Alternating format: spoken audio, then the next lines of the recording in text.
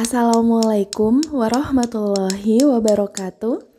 Hai Sobat Kebun Teras Ana, semoga kita semua selalu berada dalam lindungan Allah Subhanahu wa Ta'ala. Raised bed atau tempat tidur yang ditinggikan adalah cara terbaik untuk membuat berkebun lebih mudah diakses dan dikelola. Mereka tersedia dalam berbagai bentuk dan dengan persiapan yang tepat dapat menjamin keberhasilan taman kita. Raised bed adalah gaya berkebun yang menjadi populer di Perancis dan Inggris pada abad ke-18 dan kembali populer dalam 50 tahun terakhir dengan taman rumah modern. Idenya adalah menanam bunga atau sayuran di atas tanah dengan menambahkan bahan tinggi unsur hara, misalkan campuran kompos atau pupuk kandang, daripada mengolah, menggali, dan memperbaiki tanah di bawahnya. Untuk yang baru berkunjung, jangan lupa menekan tombol subscribe. Terima kasih. Di sini saya akan membuat raised bed berbahan genteng sisa bangunan. Langkah pertama adalah menggali sesuai ukuran dan bentuk raised bed yang akan dibuat, di mana lubang galian ini nantinya akan digunakan untuk menanam ujung genteng dan membuatnya tidak mudah roboh atau bergeser. Karena tanah yang saya gali ini adalah campuran tanah dan timbunan bahan bangunan, untuk memudahkan saya memerlukan beberapa alat bantu. Jika lahan yang kalian miliki sepenuhnya tanah, maka menggali akan lebih mudah. Tetapi, jika raised bed berbahan kayu atau bambu, langkah ini bisa dilewati. Kebanyakan raised bed memiliki bingkai, tetapi terbuat dari apa bingkai itu sepenuhnya terserah kalian. Rangka raised bed tradisional biasanya terbuat dari kayu atau plastik kokoh. Tetapi bisa juga dibuat dari batu, balok kayu, batu bata, pecahan beton, logam bergelombang, bal jerami, dan lain sebagainya. Tinggi raised bed bisa berkisar dari beberapa senti hingga setinggi pinggang atau lebih tinggi lagi. Apapun bahan yang kalian gunakan, raised bed yang ideal adalah cukup sempit, sehingga kita dapat menjangkau bagian tengahnya dari kedua sisi, meskipun panjangnya bisa beberapa pun yang kita inginkan. Kedalaman raised bed atau bedengan juga bisa berbeda-beda, dan kedalaman yang kita pilih bergantung pada apa yang ingin kita tanam. Misalnya, tanaman berakar dalam seperti pohon buah-buahan mini dan tomat membutuhkan lebih banyak tanah, sehingga bedengan pun menjadi lebih dalam dibandingkan dengan tanaman berakar dangkal seperti selada dan sawi-sawian. Yang perlu diingat, jangan membuatnya terlalu lebar, karena semakin lebar raised bed yang kita buat, pemadatan tanah akan terjadi karena kita akan sering menginjaknya untuk mencapai bagian tengah. Lebar maksimal yang disarankan pekebun profesional adalah 120 cm. Tanah yang sehat membutuhkan udara dan juga kelembapan. Namun, ketika tanah diinjak, udara di antara partikel-partikel tanah akan terdorong dan keluar. Setelah galian lubang untuk menanam genteng dibuat, saya menyusun genteng berjejer membentuk bingkai persegi panjang. Lalu, memadatkan kembali tanah di sekitar genteng untuk membuatnya berdiri kokoh sebelum saya memasukkan media tanam. Tempat tidur yang ditinggikan tidak memerlukan alas. Dan usahakan tanah yang digunakan untuk mengisi raised bed bukanlah tanah asli di taman tersebut karena tanah terlalu berat. Sebaiknya isi raised bed dengan bahan-bahan organik tinggi unsur hara seperti campuran tanah atau sekam dengan kompos atau pupuk kandang. Pada lapisan pertama, saya memasukkan daun-daun kering dari taman. Ini akan terurai dengan sendirinya di waktu berikutnya dan akan memperbaiki struktur dan unsur hara di dalam tanah. Berikutnya, saya menambahkan kompos untuk mengisi penuh raised bed saya.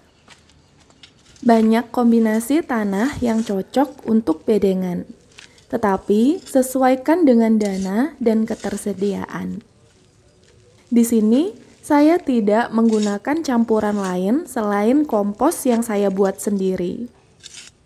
Saat memutuskan membuat raised bed, maka kalian akan membutuhkan lebih banyak media tanam daripada menggunakan pot. Itu sebabnya, langkah pertama terbaik sebelum menyusun kerangka raised bed adalah memastikan bahwa kompos yang kalian buat sudah cukup banyak untuk mengisinya. Lalu, mengapa bukan 100% menggunakan tanah? Karena kurangnya nutrisi di tanah dan tanah lebih cepat memadat. Ini akan membutuhkan pemupukan terus-menerus. Sedangkan raised bed akan berfungsi paling baik jika diisi dengan media tanam organik yang kaya nutrisi sejak awal. Misalkan saja kompos atau pupuk kandang yang sudah matang. Menambahkan kompos secara teratur ke tempat tidur taman kita akan membuat tanah menjadi lebih baik. Kompos mengandung unsur hara penting yang dilepaskan secara perlahan ke dalam tanah. Manfaat lain dari kompos termasuk merangsang pertumbuhan, memoderisasi pH tanah, perlindungan penyakit, memperbaiki struktur tanah, dan retensi air. Selain itu, kompos akan mengundang cacing dalam tanah untuk hidup nyaman di sana. Cacing tersebut akan memecahkan sisa-sisa kompos yang belum terurai sepenuhnya dan membuat banyak kotoran tepat di bedengan. Kotoran cacing merupakan sumber nutrisi dengan mineral dan mikroorganisme baik yang meningkatkan pertumbuhan tanaman serta ketahanan terhadap hama dan penyakit. Intinya, media tanam yang digunakan harus subur, ringan, dan memiliki drainase yang baik. Tukang kebun seringkali menggunakan tanah kebun dan seiring waktu dapat menjadi padat dan membatasi drainase. Sebaliknya, hanya menggunakan media tanam pot jadi atau yang dibeli seperti campuran sekam, kokopit, atau media tanam lainnya saja. Mereka juga mungkin menggunakan tanah asli yang seringkali kekurangan unsur hara dan tidak cocok untuk pertumbuhan dalam raised bed. Selain itu, ini akan menghabiskan banyak biaya jika membeli media tanam jadi. Jika ingin menggunakan media tanam pot yang dibeli, pertimbangkan untuk menambahkan bahan organik seperti kompos ke dalamnya untuk meningkatkan kualitasnya. Selain itu, atur tempat raised bed sesuai dengan ketersediaan lahan. Posisikan di tempat yang benar, karena akan merepotkan untuk memindahkan seluruh raised bed di kemudian hari. Tempat terbaik adalah area terbuka yang terkena sinar matahari langsung minimal 6 jam sehari. Sinar matahari yang cukup diperlukan agar sebagian besar tanaman dapat tumbuh subur. Oleh karena itu, kita harus memilih tempat yang cerah di taman untuk menempatkan raised bed kita. Tetapi, jika ternyata tempat tersebut berada di naungan sesuatu, misalnya pohon besar atau atap bangunan, maka sesuaikan saja untuk menanam tanaman yang tidak membutuhkan banyak matahari.